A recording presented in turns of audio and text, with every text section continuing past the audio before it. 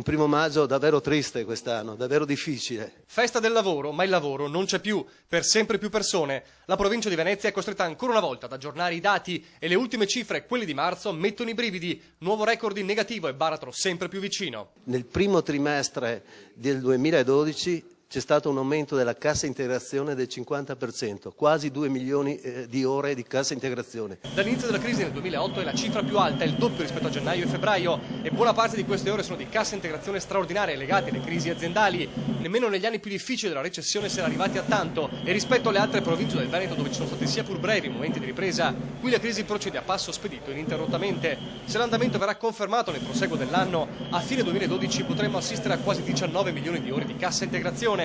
Vigilia del 1 maggio da lacrime e sangue. In un mese più 20% di nuove crisi aziendali nel veneziano e 1500 persone in più in mobilità. Simbolo della resa il petrolchimico, uno degli appuntamenti della festa di domani, e dove mercoledì arriverà anche Susanna Camusso, nel giorno in cui la CGIL lancia lo sciopero generale in tutto il veneziano. Proprio il 2 maggio è prevista anche la firma in regione per il piano di sviluppo, ma sia CGIL che UIL hanno fatto sapere che non ci saranno. Non può essere che Zaia dica l'accordo sulle bonifiche è un accordo storico e poi, per quanto riguarda Porto Marghera, sia esclusa da quelli che sono i piani di sviluppo per quanto riguarda il Veneto futuro.